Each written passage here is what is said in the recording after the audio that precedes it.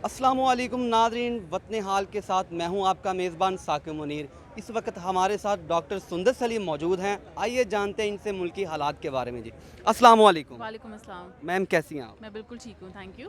अच्छा मैम, ये बताइए कि ये जो फ़ंड नहीं दे रही पीडीएम हुँ, वगैरह, तो जी। इस हवाले से आप क्या कहना चाहते हैं? ये बस प्लेन एक्सक्यूज़ेज़ हैं, ये बहाने हैं। हम सबको एक ऐसे उम्मीद मिलती है सुप्रीम कोर्ट से, और स्पेशली जो चीफ़ जस्टिस ने हिम्मत दिखाई है, उन्होंने बार-बार आइन को ऊपर रखा है, कॉन्स्टिट्यूशन को। तो हम सबको उम्मीद मिलती है, लेकिन ये कोई ना कोई ऑब्स्टिकल्स ले आती है पीडीएम गवर्नमेंट, बिकॉज़ उनका नहीं दिल के इलेक्शंस कराएँ। ऑफ़ कोर्स देखिए उनकी पॉपुलैरिटी बहुत लो हो गई है अब। अभी हम सबसे ज़्यादा पॉपुलर पार्टी तो पीटीआई है। तो दे विल विन, उनका होल्ड हो जाएगा पंजाब में। तो ये एक बहुत बड़ा थ्रेट है पीडीएम के लिए। और वो अनकॉन्स्टिट्यूशनल एक्ट्स कर रहे हैं, ये भी बहाने हैं। This I do not believe this कि हमारे पास फंड्स नहीं है। ये रीज़न बहुत ही मतलब आई थिंक इवन एक किसी भी बच्चे को पता चल जाएगा कि अगर हम पीएसएल करा सकते हैं तो फिर ऑफ कोर्स हम इलेक्शंस भी करा सकते हैं, और हमें कराने चाहिए। ये देख रहे हैं ना कि 20 अरब कोई ज़्यादा रकम नहीं, ये इतने तो हमारे जो बाहर भाई बैठे जी, हुए हैं ओवरसीज़, इतनी तो वही रकम हमें डोनेट कर सकते हैं। जी, बिल्कुल, ये रकम की बात नहीं है, ये सबको समझ आ रही है हो क्या रहा है। वो इलेक्शंस नहीं कराना चाहते और अक्टूबर तक लेके जाना चाहते हैं, लेकिन अक्टूबर में भी नहीं होंगे। हम अक्टूबर तक पहुँचेंगे और फिर कोई और रीज़न आ जाएगा। और वो बस कोशिश कर रहे हैं कि किसी तरह हम इसको स्ट्रेच करें, ताकि इमरान खान की पॉपुलैरिटी हो सकता है कम हो जाए, उनकी जो इतनी ज़्यादा अभी फॉलोइंग है, वो कम हो जाए। अ, राना सनाउल्लाह और दूसरी हाँ। पीडीएम की जमातें, खास जरदारी साहब और बिलावल साहब का भी बयान आ गया, वो थ्रेट कर रहे हैं इमरान खान साहब को हुँ, कि वो आए अब हमारे साथ मुज़ाकरात करें। हुँ, अगर मुज़ाकरात नहीं करेंगे तो 8 अक्टूबर को भी इलेक्शन नहीं करवाएंगे, भूल हुँ। जाएं। इस हाँ। हवाले से आपका क्या पैगाम है? हाँ, ये बिल्कुल ऐसा ही है, लेकिन देखिए मुझे लगता है एक तो उनको टॉक्स करनी चाहिए जो ज़रदारी अभी तक नहीं कर रहे। उनकी पॉलिटिक्स समझ नहीं आ रही ज़रदारी की, हु इज़ ही बिहाइंड, वो किसको सपोर्ट कर रहे हैं। वो एक तरह से बिहाइंड द सीन्स एक्ट कर रहे हैं, और आगे उन्होंने शहबाज शरीफ को किया हुआ है।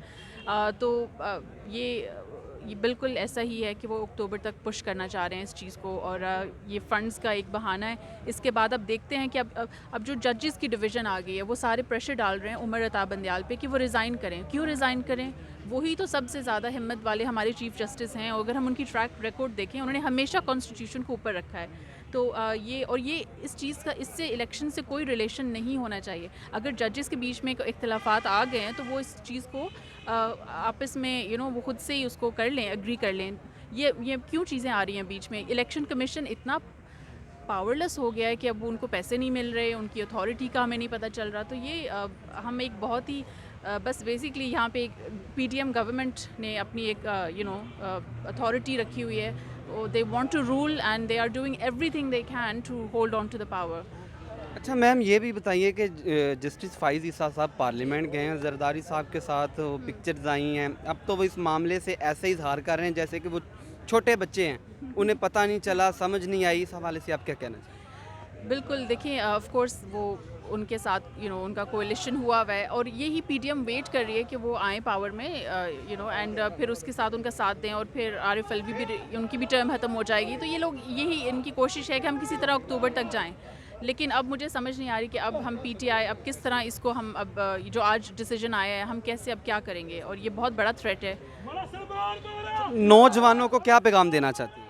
यही कि आप अभी आप लोगों के अंदर जो सियासी शऊर है, उसको आप मरने ना दें, आप उसको ज़िंदा रखें। और अगर इलेक्शंस ना हुए तो हमारे मुल्क में बहुत ज़्यादा एक एनर्की आ जाएगी, क्राइसिस आ जाएगा, फिर कुछ भी हो सकता है, हम इमरजेंसी की तरफ चले जाएं। तो नौजवानों को यही कहूँगी कि वो आजकल तो सोशल मीडिया का दौर है, तो लोग सब कुछ देख रहे हैं, फॉलो कर रहे हैं, कुछ भी छुप नहीं रहा। तो अपनी आवाज़ रखें और डरें मत, और इंशाल्लाह आई होप कि इस साल इलेक्शंस हों। खान साहब को क्या पैगाम देना चाहते हैं? खान साहब को यही। सॉरी, एक बात ये कि होप वाली तो अब बात रही नहीं। जी। इलेक्शन होंगे, अब तो अवाम ने भी फैसला दे दिया। अगर ये इलेक्शन ना करवाए तो फिर अवाम अपना फैसला सुनाएगी। हाँ, बिल्कुल, फिर अवाम अपना फ़ैसला सुनाएगी, और लेकिन देखिए हमने एक प्रोसेस तो फ़ॉलो करना है ना। तो जो इलेक्शंस हैं, वो तो वी हम पीटीआई की तभी आ सकती है गवर्नमेंट, जब इलेक्शंस हों।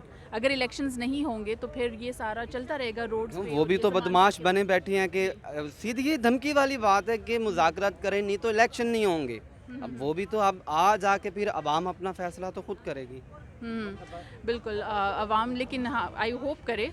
ये देखें बहुत सालों से, अब हमें 70 ईयर से ज़्यादा हो गए हैं, अभी तक अवाम ने जो भी आर्मी और इस्टेब्लिशमेंट की चीज़ें नहीं रेजिस्ट की। जब भुट्टो की फांसी लगी थी, कहाँ थे लोग? नहीं निकले थे लोग। तो ये मेरा मैसेज ये है कि लोगों को इमरान खान के लिए और ये सही रूल ऑफ लॉ के लिए निकलना चाहिए, और बिल्कुल निकल के उनको रेजिस्ट करना चाहिए। अगर हमारे खान साहब को क्या पैगाम देना चाहते हैं? कि आप ज़बरदस्त काम कर रहे हैं, आप ही एक लीडर हैं जो रूल ऑफ लॉ को फॉलो कर रहे हैं, और मुझे लगता है वो हिम्मत कभी भी नहीं हारेंगे। तो keep on going and I am with you and we are all with you. So या ये मेरा थैंक यू, शुक्रिया। Thank you. मैडम